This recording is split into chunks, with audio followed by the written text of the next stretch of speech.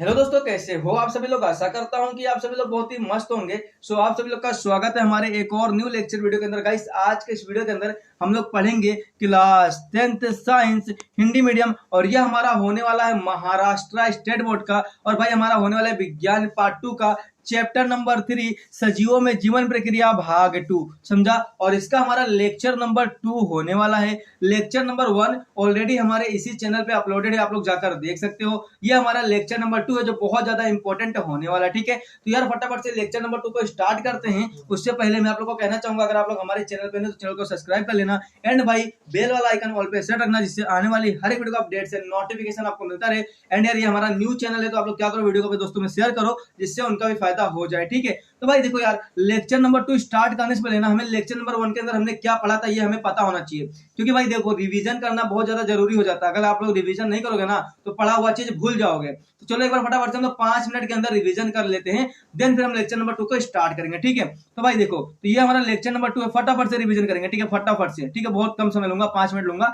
फटाफट से हम लोग रिवीजन कर लेंगे, ठीक है। एक बार आपको पता चल जाएगा कि हाँ भाई ये सारी चीजें हमने पढ़ा था, ठीक है। तो भाई देखो, ये हमारा लेक्चर नंबर 1 है। इसके अंदर सबसे पहले हम लोगों ने देखा था कि जो लिखा ना सजीवों में जीवन प्रक्रिया भाग 2, इसका मतलब क्या होता है, इसका मीनिंग क्या होता है, ये सारी चीजें हमने देखा था। फिर भाई हमने देखा था कि जो सजीव होता है उनकी बॉडी, उनका शरीर किस तरीके से बना होता है, यानी कि किस चीज से बना होता है। तो हमने देखा था जो कोशिका होता है, कोशिका एक ऐसी इकाई है जिससे हमारा बॉडी बना होता है, क्लियर। तो देखो जो कोशिका है ना, कोशिका से ही हम सजीव की क्या होती है, पूरा पूरा कंप्लीट बॉडी बनी होती है। तो डायरेक्ट बनी होती है क्या, नहीं, स्टेप बाय स्टेप फॉलो होता है, समझा। कोशिका से क्या बनता है, उतक, उतक से बनता है अंग, अंग से बनता है अंग प्रणाली, अंग प्रणाली से क्या बनता है, एक कंप्लीट सजीव बनकर तैयार हो जाता है। इस तरीके से हमने पूरा डिटेल में सीखा था, ठीक है। फिर भाई देखो, जब ये इंसान बनकर तैयार हो गया ना, एक सजीव बनकर यहाँ पर तैयार हो गया, तो ये सजीव जिंदा रहेगा। इसको जिंदा रहने के लिए इसके शरीर के अंदर बहुत सारे जीवन प्रक्रिया यानी कि लाइफ प्रोसेसेस चलती हैं, समझा। लाइफ प्रोसेसेस यानी क्या, लाइफ को चलाने वाली प्रोसेस, समझा। जीवन प्रक्रिया यानी क्या, जीवन, जीवन यानी क्या लाइफ। तो जीवन को चलाने वाली जो प्रक्रिया हमारे बॉडी के अंदर होती है ना, उसी को हम कहते हैं जीवन प्रक्रिया, समझा। तो ये जो सजीव है इसको जिंदा रखने के लिए इसके बॉडी के अंदर बहुत सारी क्या होती है, जीवन प्रक्रिया होती है, समझा। तो चलो देखते हैं फटाफट से कौन कौन से जीवन प्रक्रिया हमारे अंदर होती है। भाई देखो, यहाँ पर बहुत सारे जीवन प्रक्रिया होती है, पर यहाँ पर मैं कुछ इंपॉर्टेंट लिखा हूं जो आपको पता होना चाहिए, ठीक है। पहला हमारा कौन सा हो गया, श्वसन यानी कि रेस्पिरेशन। दूसरा हमारा हो गया परिसंचारण यानी कि सर्कुलेशन। तीसरा हमारा हो गया नियंत्रण यानी कि कंट्रोल एंड कोऑर्डिनेशन। चौथा हमारा होता है रिप्रोडक्शन यानी कि प्रजनन। पांचवा हमारा होता है डाइजेशन यानी कि पाचन। फिर हमारा आता है एक्सक्रीशन यानी कि उत्सर्जन। फिर हमारा होता है मेटाबॉलिज्म, समझा। तो ये कुछ इंपॉर्टेंट जीवन प्रक्रिया है जिससे हमारी लाइफ चलती रहती है, जिससे हम लोग जिंदा रहते हैं, और ये हमारे बॉडी के अंदर हमेशा कंटिन्यूअस होती रहती है, क्लियर। तो भाई देखो, ये सारी चीजें हमने बहुत डिटेल में लेक्चर नंबर 1 में सीखा था, आप लोग जाके वीडियो देख लेना, ठीक है। फिर हमने देखा था कि जो हमारा चैप्टर है, ये जो हमारा चैप्टर है ना सजीवों में जीवन प्रक्रिया भाग 2, ये चैप्टर पूरा का पूरा डिपेंड है किसके ऊपर, रिप्रोडक्शन के ऊपर यानी कि प्रजनन के ऊपर, समझा। मतलब हमें इस चैप्टर के अंदर पूरा का पूरा प्रजनन के बारे में पढ़ने का है, क्लियर। ये बात आपको समझ के रखने का है। तो चलो यार फटाफट से हम लोग क्यों ना देख लेते कि प्रजनन आखिर होता क्या है, चलो देखते हैं। तो हमने देखा था प्रजनन क्या होता है, यानी कि रिप्रोडक्शन क्या होता है। तो हमने देखा था रिप्रोडक्शन क्या, रिप्रोडक्शन एक ऐसा प्रक्रिया है, एक ऐसा प्रोसेस है जिसके अंदर क्या होता है,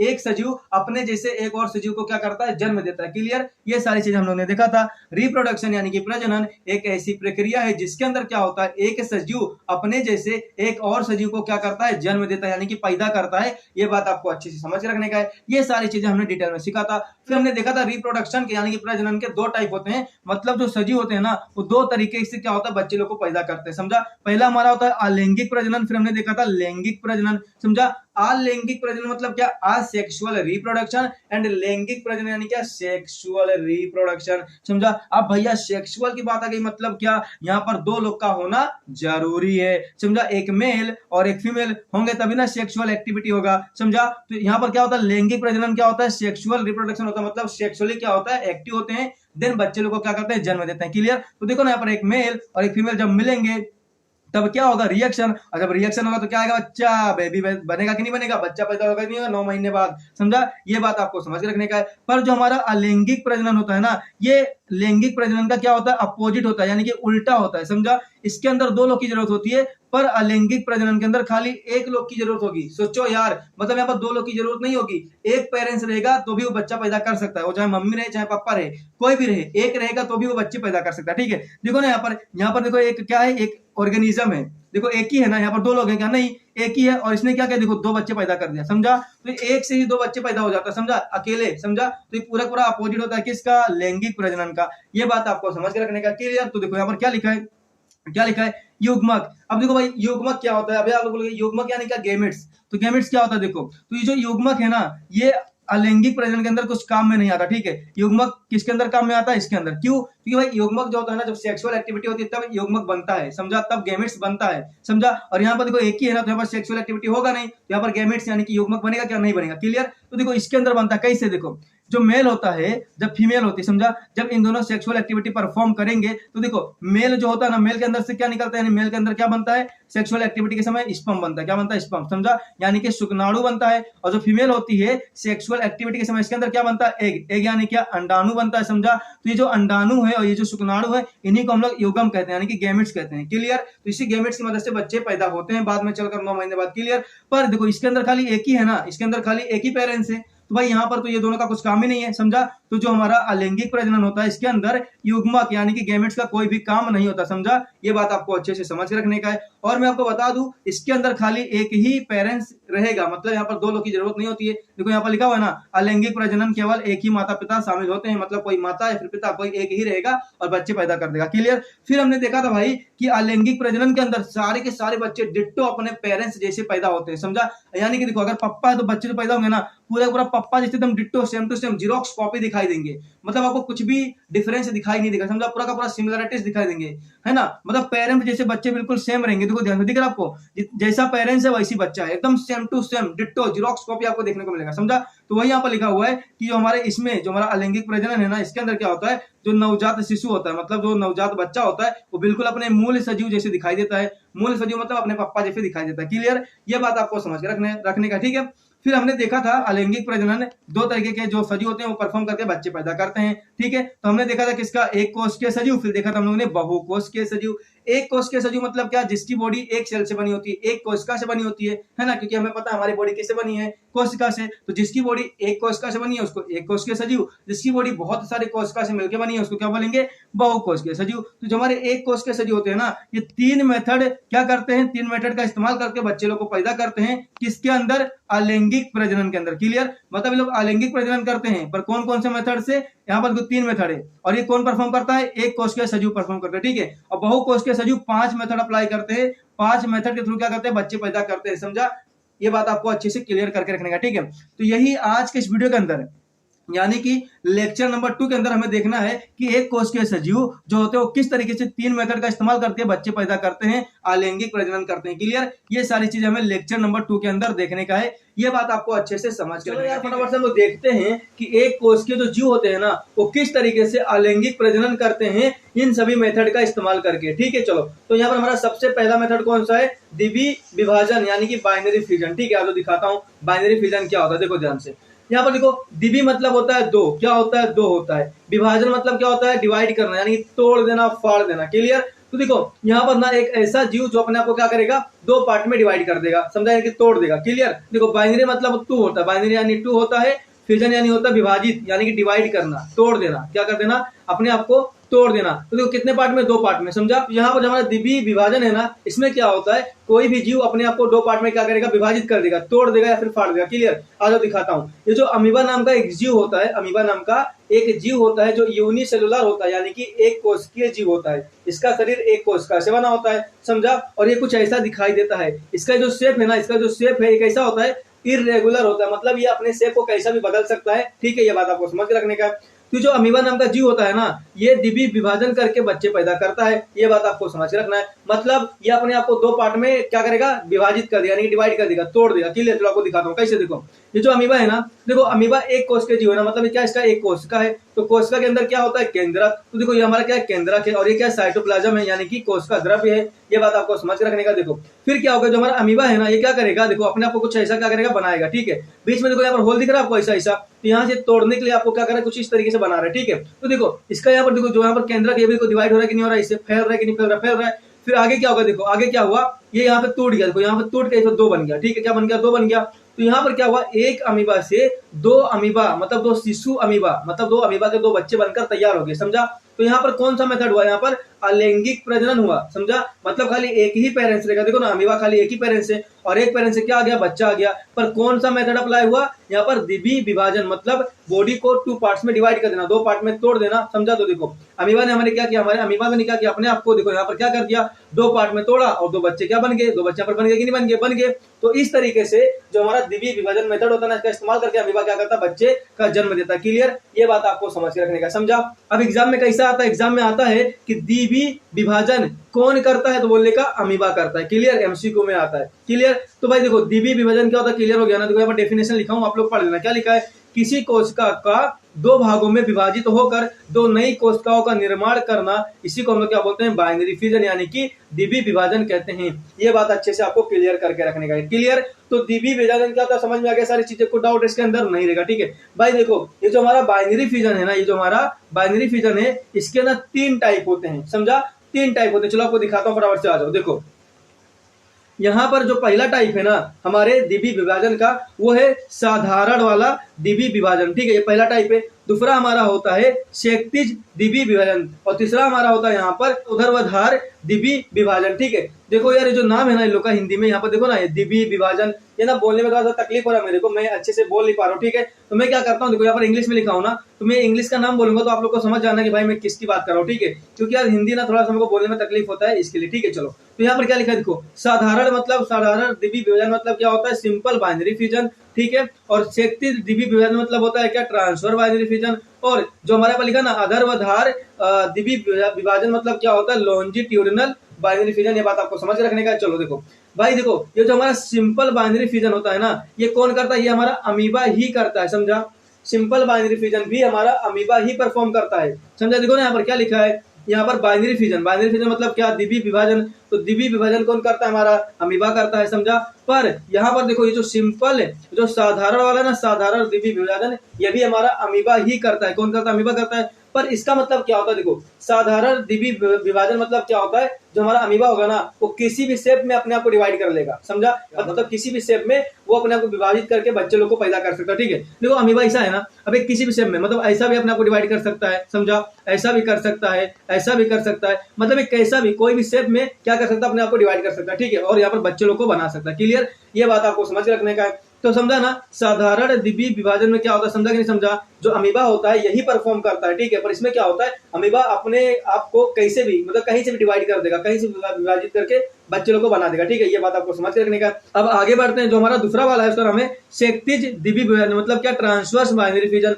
तो जो ट्रांसवर्स बाइनरी फ्यूजन है ना, ये हमारा पैरामोशियम नाम का एक जीव होता है, ये परफॉर्म करता है। ठीक है, पैरामोशियम नाम का एक जीव होता है जो क्षैतिज द्विबी विभाजन को मेथड को परफॉर्म करके बच्चे पैदा करता है। कैसे, देखो आपको दिखाता हूँ। देखो ये जो हमारा पैरामोशियम है ना, कुछ ऐसा आपको देखने को मिलेगा। ठीक है, तो देखो भाई सबसे पहली बात हम समझते हैं कि ट्रांसवर्स क्या होता है। ट्रांसवर्स यानी क्या, क्षैतिज। तो ये क्या होता है, तो क्षैतिज मतलब क्या होता है, क्षैतिज मतलब क्या, एक ऐसा जीव जो अपने आप को ना कुछ इस तरीके पर बेड़ में, अपने आप को जब बेड़ में डिवाइड करेगा ना, विभाजित करेगा, उसको हम लोग क्या बोलते हैं, क्षैतिज, समझा, यानी कि ट्रांसवर्स। ट्रांसवर्स मतलब क्या होता है, इसे बेड़ में विभाजित करना, बेड़ में डिवाइड हो जाना। ठीक है, तो देखो ये जो हमारा पैरामोशियम है ना, ये अपने आप को क्या करता है, देखो इस तरीके से, यहाँ पर दिख रहा है आपको, पहला पैरामोशियम ऐसा है, फिर ऐसा, फिर को यहाँ पे एक लाइन बन गया है ना, फिर यहाँ लाइन से कोई डिवाइड हो गया, 2 अलग अलग बन गए, फिर को यहाँ पर 2 पैरामोशियम अलग अलग बन गए, मतलब 2 बच्चे बन गए, समझा। तो कैसे डिवाइड हुआ, यहाँ पर विभाजित कैसे हुआ, ऐसा हुआ ना, ऐसा देखो, ऐसा हुआ कि नहीं हुआ, ऐसा हुआ ना। तो जो ऐसा विभाजित होएगा तो इसको हम लोग क्या बोलेंगे, ट्रांसवर्स बाइनरी फ्यूजन मतलब क्या, क्षैतिज द्विबी विभाजन, समझा। देखो द्विबी विभाजन मतलब 2 पार्ट्स में डिवाइड होना, 2 पार्ट में सेपरेट हो जाना। तो देखो यहाँ पर 2 पार्ट में सेपरेट हो गया ना, पर कैसे हुआ, ऐसे हुआ। तो ऐसे होगा मतलब क्या, क्षैतिज यानी कि ट्रांसवर्स। ये बात आपको अच्छे से समझ के रखने का है, समझा। तो दूसरा वाला क्लियर हो गया। चलो आगे बढ़ते हैं। अब कोई पूछ लिया कि भाई जो हमारा क्षैतिज यानी ट्रांसवर्स बाइनरी फ्यूजन कौन करता है, तो बोलने का पैरामोशियम करता है। क्लियर, चलो आ जाओ।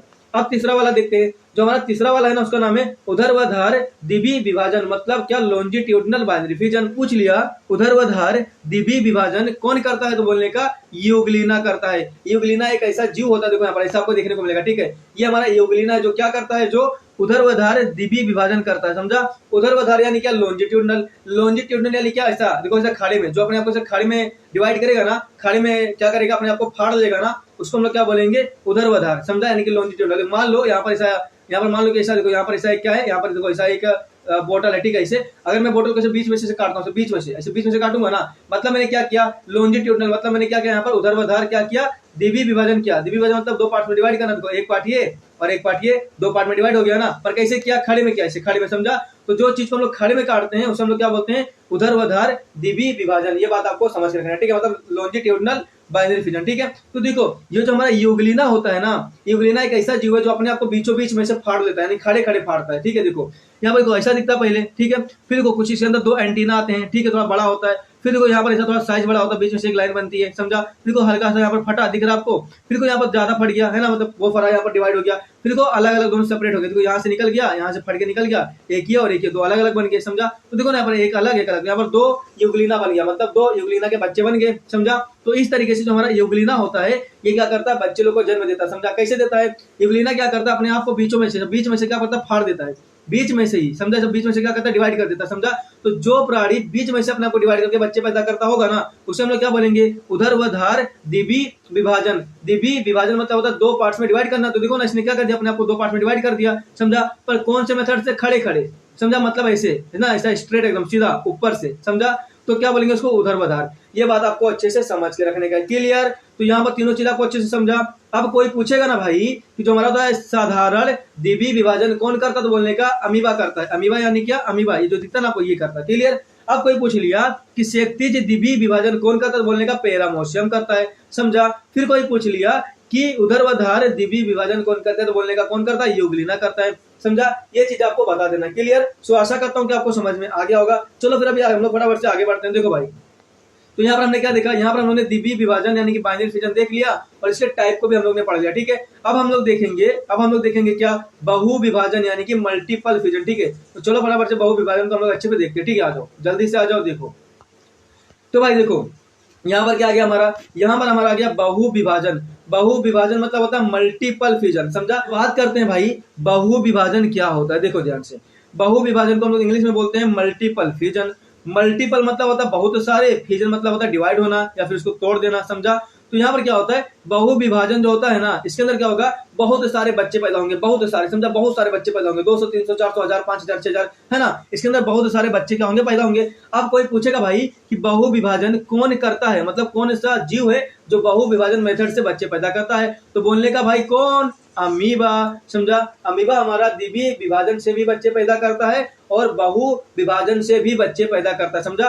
पर बहु विभाजन से बच्चे पैदा करने का जो तरीका थोड़ा अलग है, देखो आपको दिखाता हूँ कैसे। देखो ये जो हमारा अमीबा है ना, यानी कि पेरेंट अमीबा, समझा, यानी पापा जो होगा, मम्मी होगा, कोई भी होगा, समझा। तो जो हमारा अमीबा है तो इसके अंदर क्या होगा, देखो अमीबा जो होता है ना, यहाँ पर देखो, यहाँ पर ऐसे दिखेगा। दूसरे स्टेप में क्या होगा, जो हमारा अमीबा है ना, इसके ऊपर एक ऐसा कवरिंग आ जाएगी, एक प्रोटेक्टिव कवरिंग आ जाएगी, समझा। मतलब एक लेयर बन जाएगा, लेयर, समझा ना। इस लेयर को हम लोग बोलते हैं सिस्ट। सिस्ट यानी पुट्ठी, क्या बोलते हैं, पुट्ठी, समझा।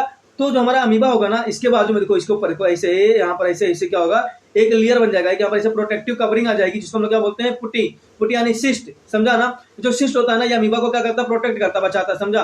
तो इसकी वजह से क्या होगा, अमीबा का जो शेप हो जाता है, कैसा हो जाता है, राउंड, एक सर्कल शेप में इसका हो जाता है, समझा। अमीबा एक सर्कल शेप में बन जाता है, क्लियर। फिर क्या होता है, ये जो आपको केंद्रक देना, केंद्रक बीच में केंद्रक, अमीबा के अंदर जो केंद्रक है ना, ये जो केंद्रक है ना, ये क्या होगा, ये डिवाइड होना शुरू हो जाता है, यानी कि अपने आप को तोड़ना शुरू करता है, ठीक है। तो इसके अंदर ना, इसके अंदर बहुत सारे ऐसे तोड़ने लगे, बहुत सारे ये जो केंद्रक है ना, अपने आप को तोड़ देगा, बहुत सारे तोड़ेगा, बहुत सारे तोड़ बहुत सारे हमारे केंद्रक अंदर जमा हो जाएगा, ठीक है। देखो दिख रहा है आपको, यहाँ पर बहुत सारे केंद्रक है, बहुत सारे, समझा, ऐसे बहुत सारे तोड़ के केंद्रक अपने आप को बहुत सारा क्या कर लिया, बहुत सारा बना लिया, ठीक है।